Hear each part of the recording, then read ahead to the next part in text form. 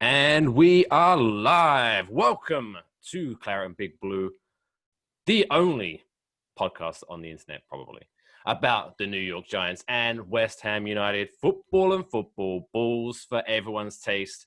But not only that, the undefeated, since the podcast began, New York Giants and West Ham United. I am Mike Fish, and I'm joined by, as always, Mr. Alex Middleton. Alex, how you doing, buddy? Fantastic. Since what's it like to lose a football game in November? I don't know. I forgot. It's been so long. It's been so long. We're It's been at least a year. We're first place in one division, fifth in the table in that Champions League or Europa spot right now, right outside the Champions League spot. We're just look at us picking two of the greatest teams on earth, and it's really paying off right now. Glory hunters. That's what we are. That's all we just find. No, we're not glory. We were riding with them, but like we started the podcast, so the podcast is like all of you guys now are glory hunters. I don't know. That's bandwagoners, right? That's like British for bandwagoners. Yeah, jumping on the bandwagon. I tell you what, I'm going to segue this into a cheap plug to another podcast that I do, Mike Plus One, which you can find on Twitter at Mike Plus One. But I was chatting to a guy called Dan Lataraka. He is like the head of social media for the Carolina Hurricanes in the NHL, but he's also worked with the Panthers, the Brooklyn Nets, New York Islanders, and things like that. And nice. Just started becoming. He did a random generator of who's going to support in the Premier League, and he picked West Ham. But he said he's only started watching West Ham since the pandemic break. And so he was checking, like in his brain, he thinks West Ham is like this amazing team. And I was like, you need to, if you look beyond that. No, that's not we don't need that attitude here, Mike. We need to just be like, dude, you picked the right team. They're good now, and it's probably because of you.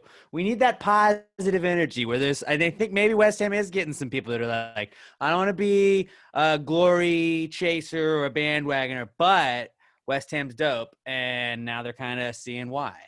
We got a bunch of fun stuff. We score very early in games. It gets you into it. They got cool celebrations.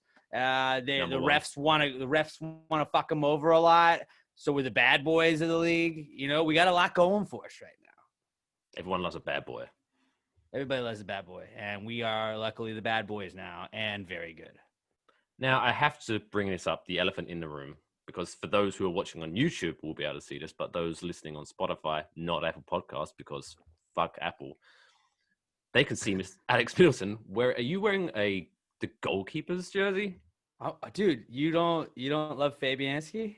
He's my favorite player. I don't have a Fabianski jersey. I don't wear another guy. It's younger than me's name or anything, but like the orange, I'm a big orange guy. Love orange. The goalkeeper.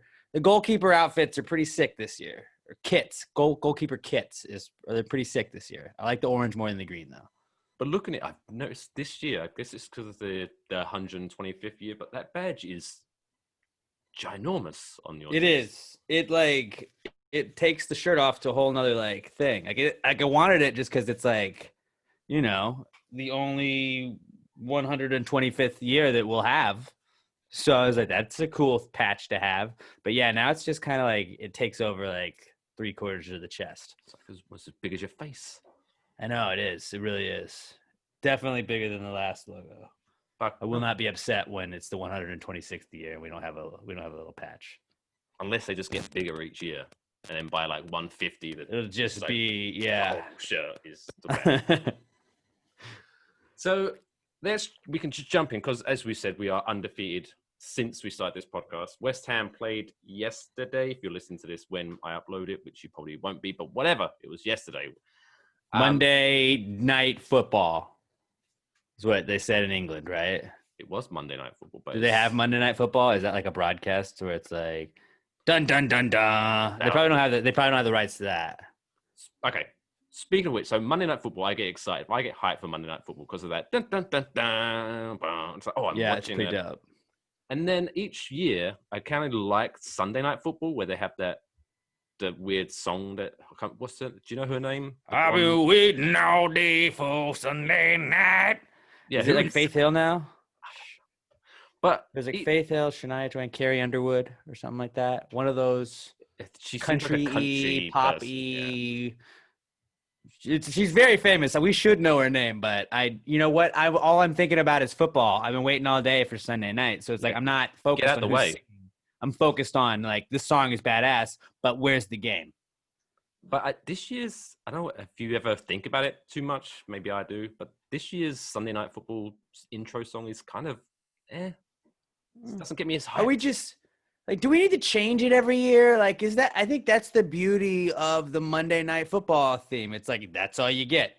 As soon as you hear the Fox, da-da-dun, da-da-dun, da-da-dun, da-da-dun, da-da-dun, da-da-dun. Even though baseball kind of stole that, but like Fox, you know what you're getting. Okay, cool. NFL on Fox, I know my music.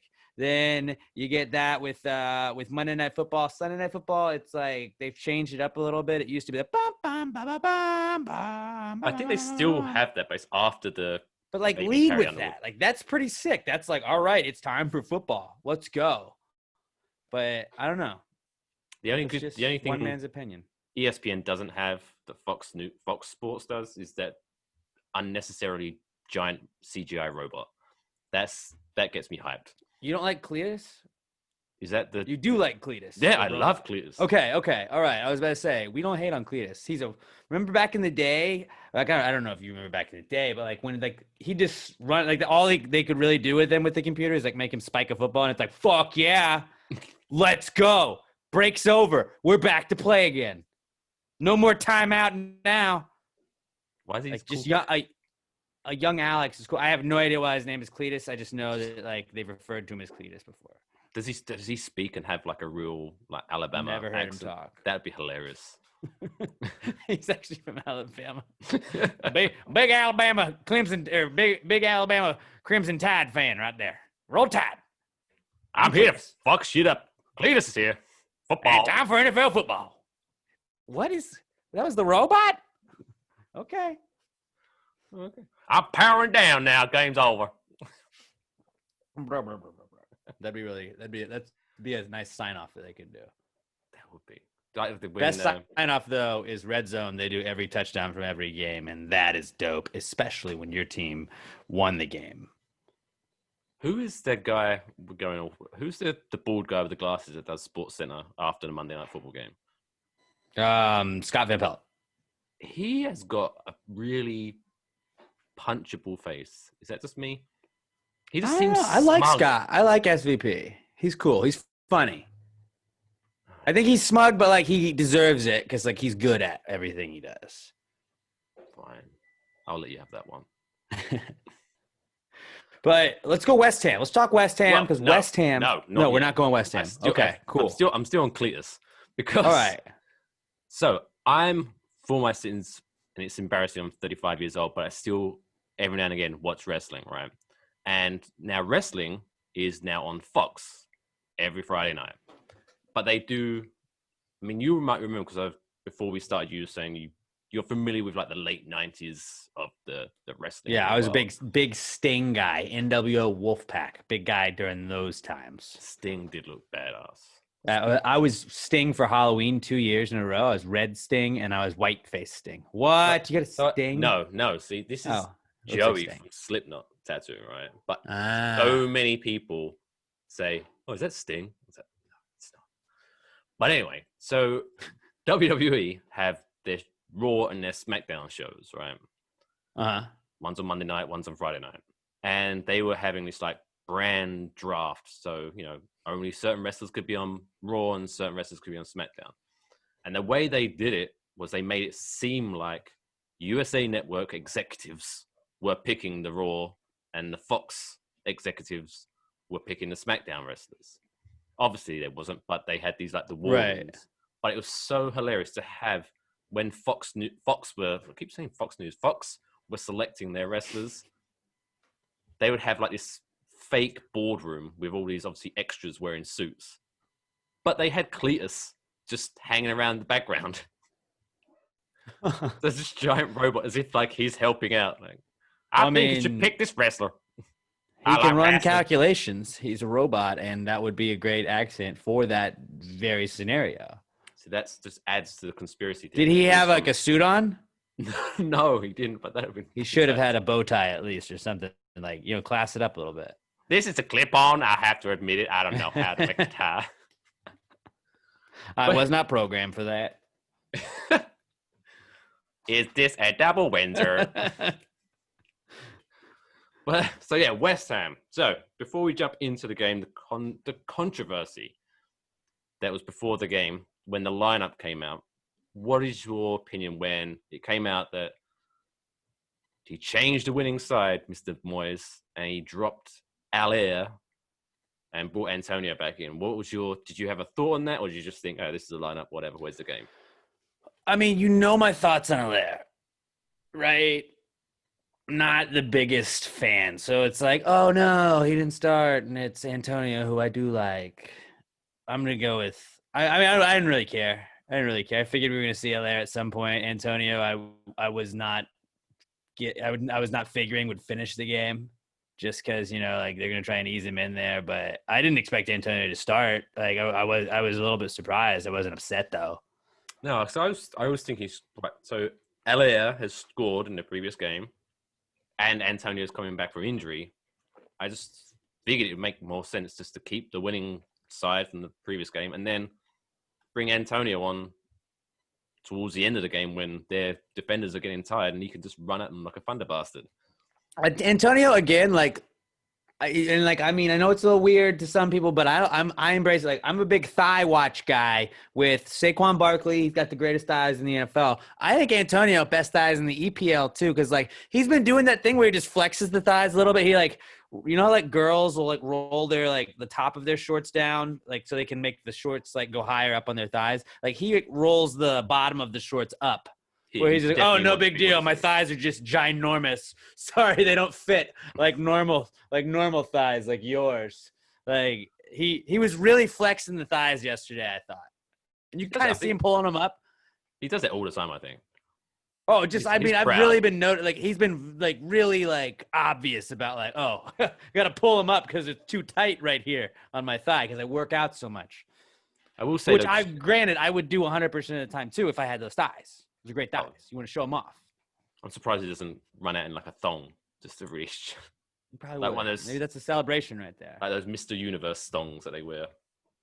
Fans are coming back in the stands, I think, in the next couple of games. Against Man United, we'll have 2,000 fans. Man United, maybe break that celebration out when the fans are back. Just those tearaway shorts like strippers wear. Those have to be tearaway. Really, with Antonio's strength, they're basically just a cloth at this point. That would be epic. I'm sorry, we didn't mean to talk so much thigh, but I'll give credit to, who's that guy? I can't remember his name because I don't really care about other teams' players, but the guy who plays for Wolves who looks enormous. Traore. Yeah. Yeah. We might have to do a side-by-side comparison because he's pretty jacked. Pretty Antonio-ish. He's got a bigger chest, bulkier. But yeah, he looks like a rugby player more so than a soccer player. He does. I wouldn't want him running at me. But while we're talking about players on other teams, can we just point out how much of a giant bitch Jack fucking Grealish is? Because that guy, I hate him. Oh. I don't hate anybody in that league more than I hate Jack Grealish. His face annoys me. His hair annoys me. Just dude, tie it back. Or do something with it because you look like a bitch with it, it's half up. You look kind of like one of those shaggy dogs that just got went to the breeder, just got shaved or whatever. He looks like one of those the caps that women tennis players wear, the visors on their hair. Yeah, that's a better example. Much better example. And David Beckham pulled it off. David Beckham pulled it off. Jack Grealish is no David Beckham. Yeah, Jack's no David Beckham.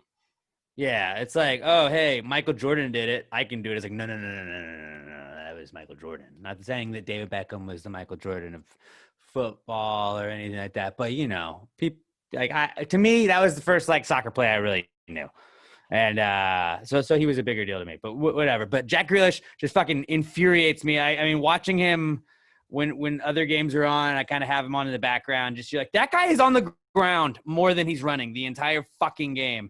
And was it Fornals got the card where it was just a horse shit fucking oh really, he was kicking at the ball and then you just he grabs the wrong leg that didn't have contact on it, and then just falls down. Got like a fucking sniper shot. And I know that's soccer's thing. I get it. Alex, just get used to the game. That's how it is. No, I won't. I refuse, and he's a bitch, and I hate him. Well, no, So I think that's the thing I wanted to get out. I hate diving full stop. But like I said, it is what I say now, it's part of the modern game and blah, blah, blah. But I don't necessarily mind diving so much. But it was the fact that there was a tiny little bit of contact, and then he took about 3 steps, waited a couple of seconds, and then saw he wasn't going to get his call. Yeah, and then what the fuck was that? Like that. Not to get too in the soapboxy, but that's surely got to be something they can look at post game and be like, okay, that was ridiculous. You're banned from the game or something. What is it? Not animating. What is the? It's something like called like, is it deceiving the official or something like that? Not deceiving, but it was like simulating, right? That's it, yeah. And it's like, dude, that's not like you're throwing on a fucking act right there, man. And like the fact that like then there were 2 other times that I remember seeing him like he got taken down, grabs his ankle on one of them, is just rolling, and then the ball passes him. He realizes he's not gonna get the call, and he immediately stands up and takes off. And it's like, dude, like at least like pretend to limp, do something. And no, like I'm not gonna buy any of that. And it was like the 17th time he had done something like that. And then they finally throw a card, I'm like, you guys know that's what he's doing. Quit giving him that. And then they tried to like just the officials. It was kind of shit. It was a kind of shit officiated game, I thought, yesterday. Pretty much, other than the first 5 Both minutes. teams that we are talking about in this podcast got fucked by officiating, but had to win despite it. Well, again, that's side by side. If you just say, okay, I watched the game this weekend and my team was winning, and then they desperately tried to throw it away in the last couple of minutes, you would have no idea which game we was talking about. It was like identical. Really, yeah. It was the same thing. Oh, let's just give him a PK real fast. Yeah, that's kind of. I mean, I'm more okay with the PK than I was the yellow card, because the PK, yeah, there was a little contact. Was it a ticky tack call? Yeah, it was. But like, I was so happy when he hit the bar. There was a lot of shirt grabbing, and then we had a corner early on in the game, and I think it was like Bana the second time he didn't get the goal, but like what's his face had his arm around his neck the whole time, and I was like, okay, so we can choke out, but like God forbid your hand touches someone's shirt. Okay, good thing we got the same rules for everyone. But it seems like we lost just if we were talking about that, but just I had my excuses already ready to go. It's good to have them. You always got to have a couple excuses in your back pocket. You never know. I was chatting to a friend of mine who is actually a Villa supporter, and he was straight on to me. It's like, oh, VAR, it's ruining the game. It's making me fall out of love with football, and blah, blah, blah, blah. And I was just like, it is what it is. Was that the first time VAR has ever benefited West Ham? It feels like it probably wasn't. Feels like it was, though. I don't even feel it. Because, yeah, it was definitely one of those where it's like a hairline offside kind of thing. But it was offside. It was offside. Maybe don't throw your arm out there, huh? What is this? This is the Heisman. You trying to Heisman everybody while you're running? Huh? Sometimes people were saying it was supposed to be. It should have been a penalty. It was like, no, it shouldn't have been a penalty because he was offside. Surely that supersedes it. Yeah, if he already broke a rule and then later on another rule was broken, the original rule is the one that we're calling back. So doesn't matter. But I said it's part of the game now. My stance is if VAR goes with us, I'm happy about it. If it goes against us, it's the worst thing since absolutely the devil. Absolutely. And then just one more thing, as someone fairly new to like regularly watching an EPL team in the last couple of years, it really always throws me off when there is something like that and like then stoppage time is already where it happened and you're like, wait, what? Like then okay, well, it had 5 minutes. Now how many minutes? Are they going to push it to 9? But then they were at like 7.5, and I'm like, I don't know how many more minutes we have. What's going on? Please give me a definitive number of added on minutes to the added on time. Like we need to know these things, or I'm just going to expect everything to like, is there a whistle now? Blow the whistle. Blow the whistle. Blow the whistle. I expected more than 5 minutes because of that, but once it got to 97th minute and the guy looked like he had no intention of blowing the whistle, I was screaming at the TV. I was like, what the fuck? Let's blow the whistle. It was like almost it like didn't make a lot he of felt sense. bad almost. It looked like it came across that he felt bad for Aston Villa. He was like, "I'll just keep going until they score. They're bound to score soon." Do they actually have like a timer somewhere on the field that's like, okay, so Jack Grealish is crying like a little bitch. We had to stop the play. Let's look at him real fast. Let's go pour water on his injury, and then he'll hop right back up and then walk back up. Okay, that was 28 seconds. Okay, I we'll don't know keep that in our how. back pocket. And then, like, every time is there a stoppage? Like, is there somebody that has a clock and then it's like, yeah, it's around 3? Or do I'm they not just make it up? sure the exact science, but I'm pretty sure there's something like 30 seconds per substitute that's made during the half. That's as much as I know. So if there's 5 substitutions, okay, it's about 2.5 minutes. Okay, let's add on. What 3 about minutes. I guess in the first half, yeah, just being 1 minute. That's just an easy one. But yeah, I'm not 100% sure on the exact science. But whatever, we won. I don't know. I'm just complaining about a win, but you got to complain about something because we're too good, you know? This nitpick but the performance wise, was you kind of overwhelmed by, hey, we're winning, but other than the first 5 minutes of the first half and the first 5 minutes of the second half, it was kind of a tough game to watch. I mean, I agree. I did not like I don't know what our total possession was in that one, but I thought that we would have possessed it a little bit more. It felt like in the very beginning, like even after we scored the goal, it felt like the first like half of that first half that we kind of were like figuring it out. And then right about halftime, I feel like was when he got in the 25th minute. So it was right about halfway through that, it was when Villa kind of took the momentum. Then it looked like it was Villa's game to lose.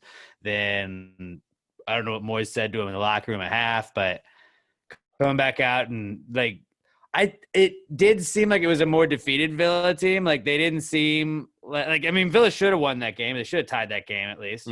But like it felt like that goal right off the bat again in the second half. Like you could kind of tell like Villa's momentum was really kind of all that momentum they had added up going into half with the tie. And like having all that possession, how they could have made it, you know, without Fabianski, it's probably 3 extra goals. Like he had some saves. Yeah. And just like, that's one more reason. Like we gotta be grateful for Fabianski. I think it's easy to like cast blame, and there has been some blame cast on him. But yeah, he's had some boneheaded plays he's made where they've given up goals this year. But like large in part, ever since we got Fabianski, he's been the MVP pretty much since I've been watching this team, where like the biggest night and day difference was having a guy back there that you can kind of depend on. We saw that last year, and I don't think that West Ham comes off with a win without Fabianski back there yesterday. But I don't know. I definitely thought that the defense, I thought, showed up. They looked pretty good. I don't know like what Rice is doing. Rice is making way too much contact after the ball has been played, and I understand he's being aggressive going for it, but I wish he kind of lay back on that. And like he's the captain, so like do whatever you want, bro. But is that the third time he's given a PK, regardless of how soft it was? I think it's like the second, if not third time this season that a PK has been awarded because of Declan Rice. I'm not sure because I think Masuaka has like 87 of them. I feel like, but like because I know the one before this in the Fulham game that was Benny Hanna. Mm-hmm. But yeah, I'm not sure about old Deckers. But also, we have had the best PK luck probably in the league so far in the last month or so. But I don't know. I think that sometimes maybe that is the Fabianski effect. Even when I think I was texting you yesterday. I was like, even when you don't score on him, like even when you can't physically beat him, he beats you mentally because you're thinking about what Fabianski's going to do when you kick that ball anyways. And maybe that's what the last 2 guys in Fulham and at Aston Villa were thinking. They were like, oh shit, Fabes is probably going to save it. I better do this. And then they fucked it up. I got to lob it. I got to go upper corner. I got to go up top and then post and just whiffed on it. Just chip it. Basically, yeah, just, I don't know. Fabianski ain't giving that up.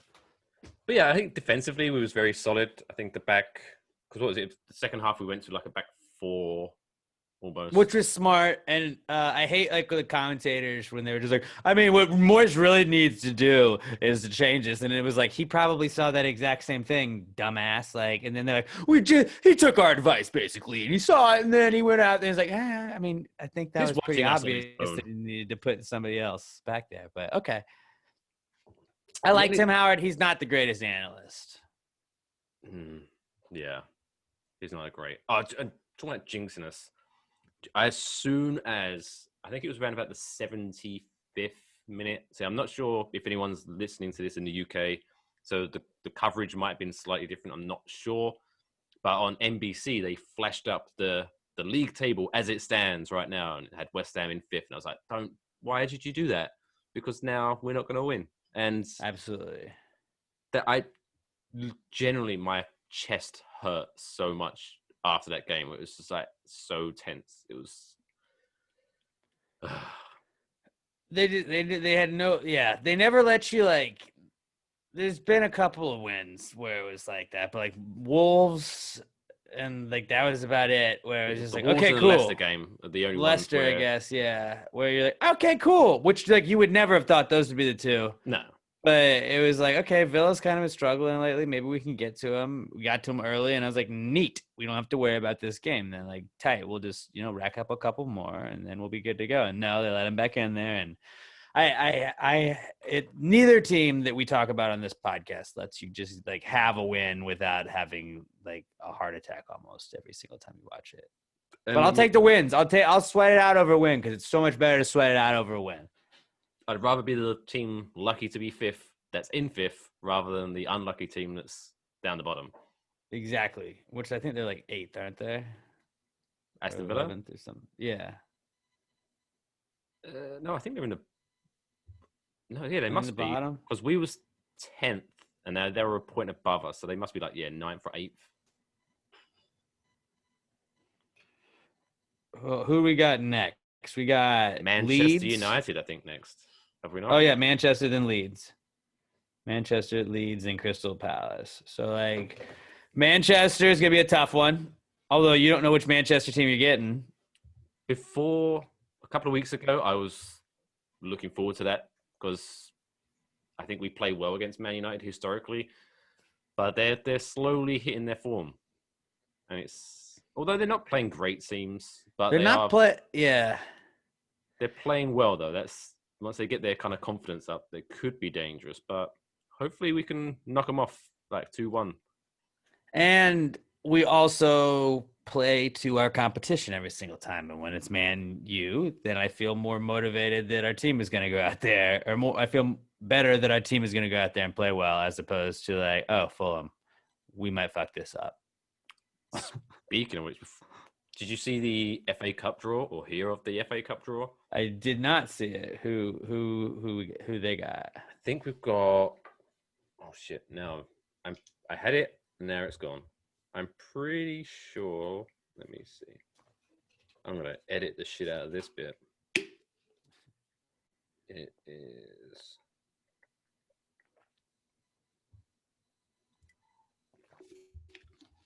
Edit.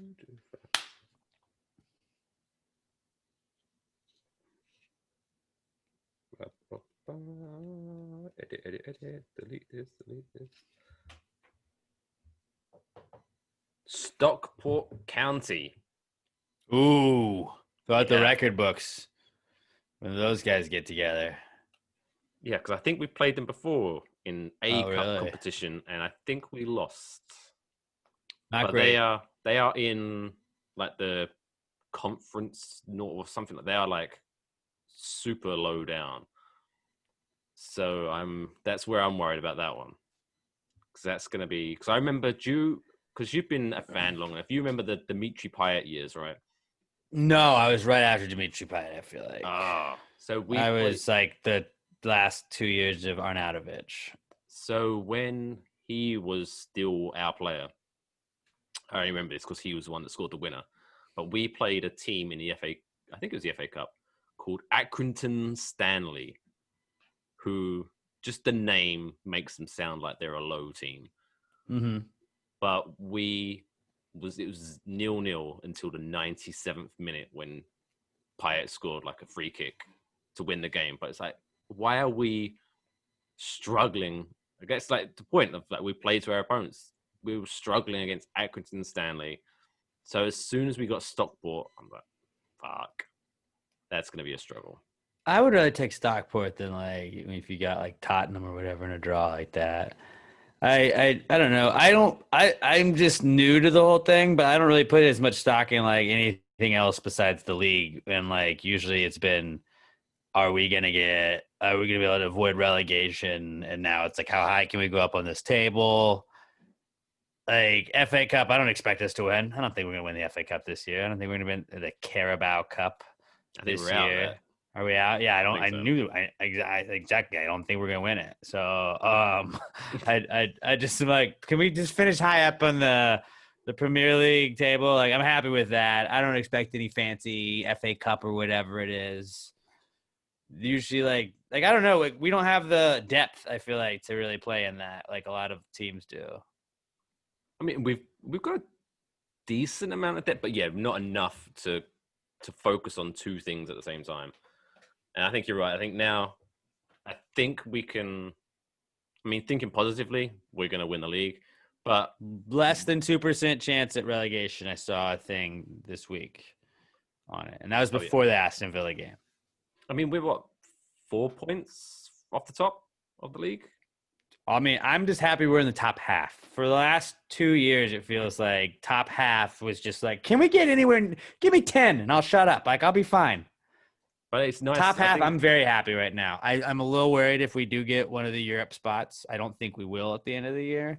Knock on wood, though. I think we can. But I'm worried about next year. I don't think West Ham's a team right now that, like I said earlier, can play 2 times a week and then be competitive. I would like to think that if we did qualify for a European competition, we'll get some more guys, but we know who owns the team. Yeah, so that's not going to happen. Maybe we'll get 1 or 2, but because that's the only thing. Not to go too, because we could talk about this for hours, but with the whole, I guess, PR thing, because we always sign these players on loan with a deal to buy at the end of the season.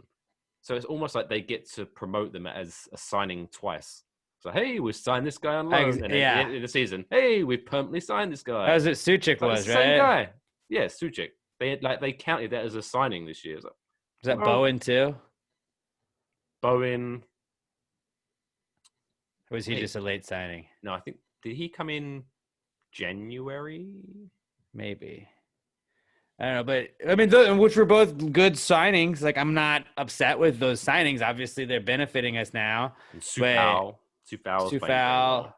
I would love it if we keep him. If we keep Sufal, and then I think he's signed. I think he's 100% us. I think. See, I don't like. It confuses me trying to go NFL. There's no such thing as a loan. Like, can you imagine if like the Dolphins could just like loan out like Tua to somebody for a year? Like, yeah, your quarterback went down tight. The Cowboys just get loaned out somebody's quarterback on like a losing team. Sam Darnold goes to the Cowboys. Sam Darnold, what a guy in a way. But yeah, so next up, before we move on to the Giants, next up we've got Manchester United. Like we've discussed a little bit about how we play to our opponents. So what's your? Because I've totally forgotten because I think the last time we predicted West Ham, I think it was was it the Sheffield United game? I think we predicted. Yeah, we predicted a win. But it's like more than 2 goals, right? And we didn't get right. But we got a win. We didn't. So, Man United, how are you? What's your money going on that one? I'm not going to pick against us because we're hot right now. I'm going to go. We're undefeated. We're going to get a draw. Let's go draw. We go 1-1 draw, 2-2 draw, something like that. 1-1 draw. We're gonna have to. It's 1-1. Pressure you for an answer. 1-1. Yeah. Okay. And I am gonna go for a 3-2 victory. 3-2. Okay. I like that. I would much rather have that. And that's our pick of the week. Put it in the bank. Take it to the bank. All right. Shall we move on to the blue people? The Blue Men, the Big Blue. Big Blue. Fuck yeah. You mean the team that hasn't lost in November this year? No big deal. The team that's coach is maybe the hottest coach right now in football. Yeah. I mean, I don't want to talk about our injury to our king, but wasn't great. I didn't really feel great about Colt McCoy, but also let's go back to the referees. They tried to fuck us. Referees tried to fuck us again. There was a horseshit pass interference call. It wasn't a pass interference call. That then they gave way to a holding that didn't get called for the Bengals, but the Giants later got called holding that had to make them punt and all of that. And then, yeah, like that. It looked like we had all of the ingredients for the Giants to blow that game. And the defense was just like, we're not going to let it happen. We're not going to let it happen. Fuck you, Brandon Allen. You're going to fumble it. We're going to get the ball back. That's fine. We got to have a defense do that against Seattle next week, which is going to be a bigger task than the Bengals, who are on a backup quarterback. But I'm not going to count the Giants out of any game this year right now. I think the Giants are young. They're frisky. I've used that a lot this year. Very frisky team, which is they're an up-and-coming team. They're an up-and-coming team. They don't have all the parts. But the guys that are out there want to play. Judge is auditioning guys for that championship window that he's hoping to put a team together for. And I think that I really liked one that just like Patrick Graham running that defense like a motherfucking like factory.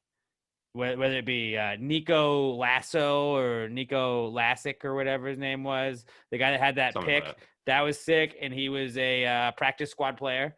Brought him right up now. I think Tyler Fackrell's out, so he's going to have to start playing in for him. You always like a guy named Nico. I trust a guy named Nico 100% of the time. Like, I'm not going to fuck up. I'm not going to fuck around with a guy named Nico that's on defense. Like, that guy's going to hurt you, and you just got to you avoid him. Also, if I was learning how to ski, Nico, I'd trust Nico to teach me how to ski. I'd trust Nico on skis, not if he's the other defender. But, like, on my team, I'm cool for it. Love our secondary right now. Xavier McKinney, we're going to get to see him this week. I mean, just James Bradbury, Logan Ryan, those guys are awesome out there. Jabril Peppers. And like I am in love with Blake Martinez and Jabril Peppers have been such a breath of fresh air for a Giants defense that has been absolute garbage for the last 5-6 years. Yeah. And just I think there was one point where it was like there were 9 tackles in a row that were Jabril Peppers or Blake Martinez. And just if you see any tackle anywhere on the field, just assume it's Blake Martinez because 99% of the time it's him. That guy is everywhere. I love that dude. I can't believe that the Packers would let him go. And he is, for the first time since like Antonio Pierce, he's a solid linebacker that the Giants have. And offensively, I think we're still looking pretty tight. I mean, when McCoy came in, I was a little bit worried. But I think, I mean, don't get me wrong, he didn't have a great game when he came on. But I think he didn't do as bad as I thought he was going to do, if that makes sense. He did enough. Should have thrown 2 interceptions.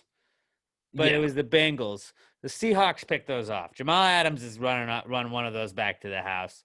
And I'm very nervous about him at quarterback.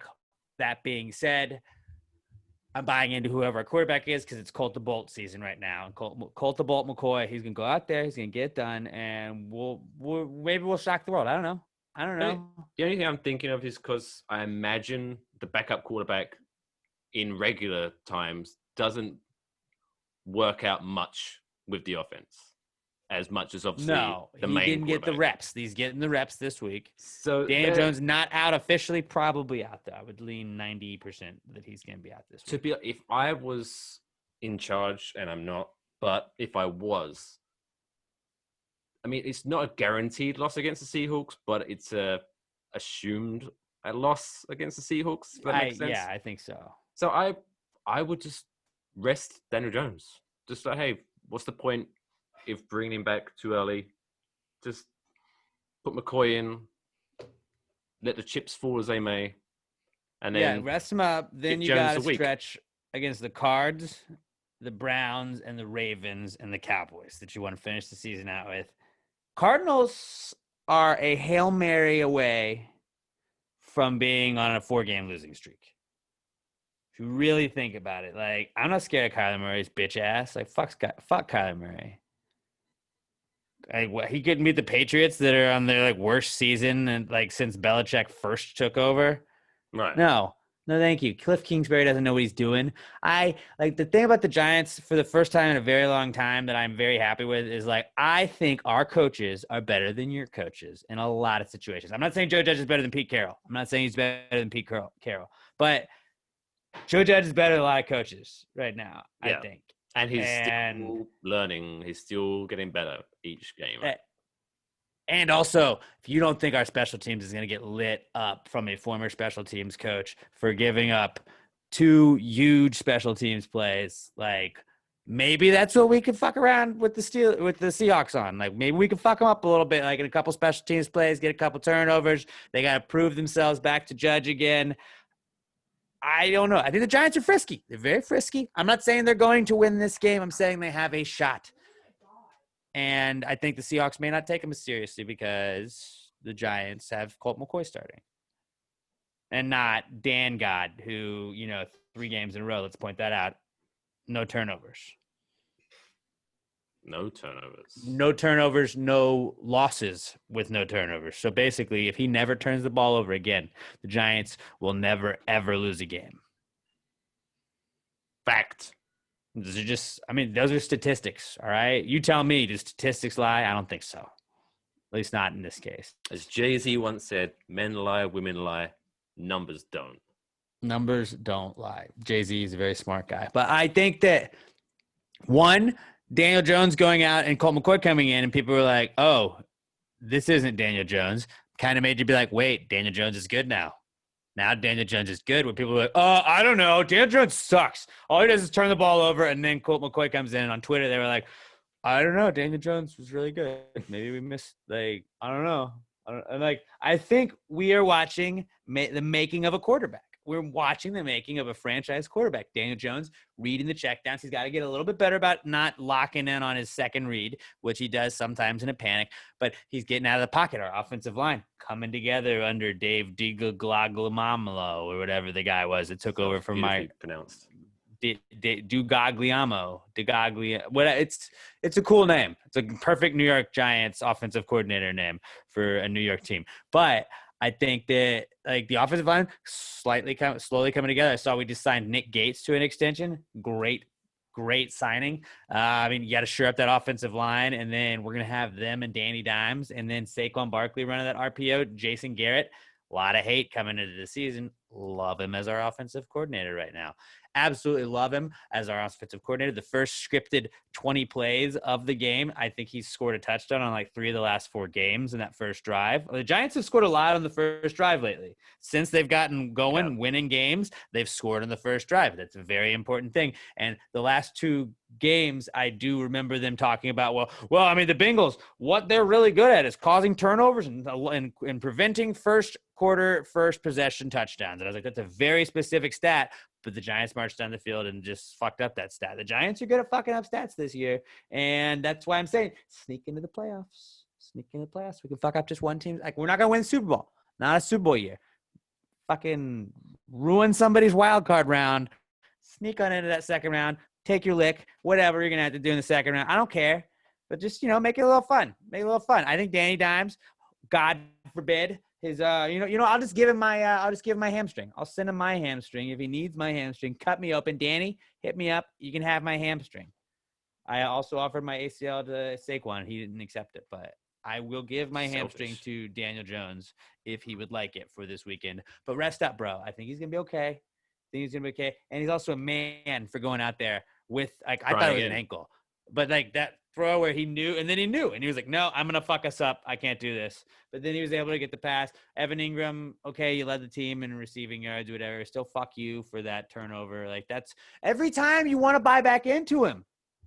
He does something that makes you be like, I hate you. Stop doing that. He's the Allaire of the Giants, where it's like, okay, you got promise. But why would you do something like that? Then he does something stupid. And then, you don't see him in the lineup for 9 weeks for Allaire. But then for Evan Ingram, it's like without an Evan, the Giants are one Evan Ingram drop from being a 5-6 team right now. They beat the Eagles that first time. If he doesn't drop that pass, he's in the end zone. That's a win. The Eagles don't have time to come back from 3 scores. Speaking of, was it McCoy who was it? It was over like wide open over to the right, and McCoy, if he'd complete that pass, that'd have been a touchdown, and just like shoots it straight over his head. Was it Slayton? I think It might have been Slayton. it's. I don't know. I'm buying into Colt McCoy just because I have to. I don't feel anywhere near as happy with Colt McCoy as I do with Daniel, but I think that the Giants just got to limp through this one. Just limp through, put up a good performance against the Seahawks. Don't get any more injuries. I'm confident with the coaches and with a full week with the team doing the reps. Is he going to be as good as Daniel Jones? No, but I think McCoy can do enough. Because realistically, we just need the defense to step up, and we get a couple of scores, and then it's doable. Or what it can do is, if Daniel Jones is on the mend, just like freak him out, like have him like under some blankets, hide him, so everyone's preparing for McCoy, and then quick bait and switch, boom, Daniel Jones is back, bitch. Oof. Exactly. Throw him off. So I think publicly we should just say Daniel Jones' leg has fallen off. He's bionic leg. Done. Get him a bionic leg. He's finished. He's out for the rest of the season. So everyone thinks they're playing for McCoy, and then whoop, Daniel Jones is back. Psych. Yep. I like that. I do like that. That was kind of what happened with Justin Herbert's debut, where Tyrod Taylor, he had this lung punctured by when he was trying to get that shot to his ribs, and then immediately Justin Herbert just had to start, and it was like, okay, and then can't remember who they were playing, but they were not prepared for it at all, and it really helped the Chargers out on that. But I don't know, with 4 games left, like it's a tough schedule. It's a tough schedule. The fact that we've got the tiebreaker against Washington is literally the one team I did not think we would have to worry about at the end of the year. If you had told me it's going to come down to the Giants and maybe the Washington football team, I would have laughed at you in the beginning of the season. But I am so happy with the result that we're at right now, because we got that sweep against them, which is awesome. They fucked up the Cowboys. We don't have to play them again, even if they're playing hot right now. Yep. And I think the Cowboys, had the easiest schedule. I don't trust the Cowboys. I think the Cowboys have only 1 game left against teams with like a winning record. But they are the Cowboys, so they'll probably fuck it up somehow. Yeah, they're gonna fuck it up against us because they're gonna lose against us. Last game of the season. We're just going to dominate him. We haven't beaten him in like 3 seasons. So like, we're going to beat him now because Joe Judge is going to be pissed. And again, it comes down to coaching. Who has the better coaching staff in a game like that? I think Joe Judge is a better coach. I think Joe Judge was a better coach than Zach Taylor. I think that paid off. I don't think Joe Judge is a better coach than Pete Carroll. I think Joe Judge is a better coach than Cliff Kingsbury. That could be a win. I think Joe Judge is probably a better coach than Kevin Stefanski, who 100% just relies on the run. Giants can stop the run. I think the Giants can stop Baker. I think if we get to the Browns with a healthy Danny Dimes, we could fuck some shit up. I think we're going to need Danny for the Cardinals. Probably not going to see a win against the Seahawks, but I think it's going to be a little bit closer than a lot of people think. What would be the best season ever is if it came down to the last game, where it's like the winner of the Giants and the Cowboys goes to the playoffs, and we destroy them. Just bitch slap them with their former head That'd coach be pretty tight. On our team. Fuck you, Cowboys. That is, we are due for a fuck you, Dallas, from Jason Garrett. And, they should have beat the Cowboys the first time. Should have. Should have, would have, could have. I understand that. But, they are literally an Evan Ingham catch away from being a 5-6 team. And then you think, you beat the Cowboys in that game. We should have beaten them because before they blew that lead, you're a 6-5 team at that point. The Giants coulda, woulda, shoulda. If you look back at all their games, there's a lot of 1-score games that could have gone the Giants' way. I think that they were learning the Joe Judge system. And in the COVID season where you didn't get all the preparation and everything before it, the Giants are coming along nicely. And I have never felt this positive about the Giants since Coughlin was gone. Yeah, it's been a while. But like I said, even the last couple of years of Coughlin, I was not. It was nice. I did feel really confident when Ben McAdoo became offensive coordinator. This guy's going to take us to another Super Bowl. It didn't work out. But very confident going forward with Joe Judge. Well, I find that when Ben McAdoo was the coach, I remember looking back at historically, we're 4-7 now, leading the division. And I remember was it his first season or his second season where we went 11-5? It was his first season. That was the last time we made the playoffs. Yeah, but we didn't even win the division, 11-5. and now we're looking Right, at because 4-7. I think it was yeah, the because Cowboys. Dallas was like 12-3, but we beat Dallas 2 of the 3 times, and they lost to the Eagles the final week of the season because they sat everybody. Yeah, Because the 2 L's in Dallas were from New York. That one season, I remember that was like a shirt. and then I think we lost in the wild card, rather. Yeah, I think. Yeah, It's not going to happen this year because we're Not going to gonna skip the happen. wild card. We're We're going to go gonna- straight well, to the playoffs. yeah. wait, no. We're gonna have to. We have to go to the No. wild card round, That's right. Sorry, yeah, I'm thinking. No, yeah. but we're gonna play a home game because we're in the division and we're gonna fuck somebody up. Does the home game matter that much? Without, It's not at the other team's home, which is what matters to me. and I guess in NFL, I've noticed that home games. I mean, obviously, statistically, you're probably going to have more supporters of yours, but it's very split, no matter where you are. Because I remember watching. There was a lot of like license plate guy was in. Who did we? Is it Cleat? Wait, who the fuck? Cincinnati. That guy was there, so I think there was a lot of Giants fans there for that game. Yeah, especially because the Giants, I don't think are having any fans all season. So No, if you go to a game, that's the only ones you can get into. it's a hell of a long way to go. Yeah, I think license plate guy goes like all the games though every season, home and away. What a guy! What a man! He's dedicated. He's dedicated for sure. But I think Seahawks probably win this one. They'll have like, let's say 31-20 or something like that. Probably closer than that. No, I'm going to say 31-20. But don't be surprised if it's closer. Seahawks win 31-20. 31-20. Seahawks. Just because Colt McCoy, I don't think he's going to be able to keep up. See, I'm gonna try to keep the positive train moving. Okay, please do. We stay positive and we keep winning. Ever since the show began, we've never lost. So I'm changing mine then too. I'm changing mine. Defense shows up again. 27-28 Giants. 1 point win. 1 point win. I'm gonna go low scoring because I don't think McCoy's gonna light it up with a whole bunch of touchdown throws.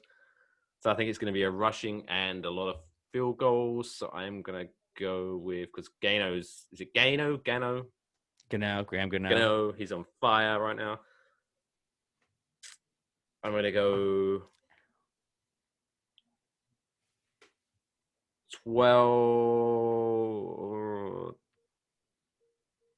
12-10 Giants. Okay. We're going to shut down Russ Wilson. All right. I'm giving him one. He's going to get one touchdown. And then that's it. That's all they're getting. That's it. Okay. I think DK Metcalf against James Bradbury is going to be a really good matchup this week. And our 12 points are all coming from Gano. I'm cool with that. That's it. A win's a win, man. I don't care what the score is. As long as we get that dub at the end of it, I'm cool with it. That is it. Beautiful. Okay. Let's wrap this shit up, as we always do each and every week, with our plugs. If you're not following us on Twitter, it's CBB Pod. On Instagram, CBB Pod. You can follow the Twitter account that inspired this all at Claret Big Blue. Alex, what's your digits? At Alex J. Middleton on Twitter and Instagram. Give my other podcast, Pass the Gravy Podcast, which this is part of the network for, a follow at Pass the Gravy Pod. Go like us on Facebook. We got the Christmas Spooktacular, socially distanced, coming down up December 19th up at Southern Star Brewing Company here in Texas. So come check that out if you are in Texas or the surrounding area. But Pass the Gravy Podcast, check that out too. Ever since we joined the Pass the Gravy network family thing, I still haven't received my itinerary for the flights to that Christmas thing. Yeah, is it on its way still? It's a little pricey right now, but I'll look into it. It's I don't think it's a paid trip. It's just more of a leisure. But I can tell you got a spot to stay if you come down. Boom. To be fair, flights probably actually, in all seriousness, flights are pretty dirt cheap right now. I think Vegas is something like $50 right now. It's ridiculous. Really? I don't know. Go look up what Houston is. It's a Saturday. It's a Saturday. You can fly back out Sunday. I'm just saying. I'm just saying. Think about it. Think about it. All right, man. This has been a good one. Giants, West Ham. Let's continue our winning ways. Keep it going. And then keep the streak alive, the undefeated streak. And we will see you next week when we will be 4 games undefeated. Yeah. Boom. Peace out.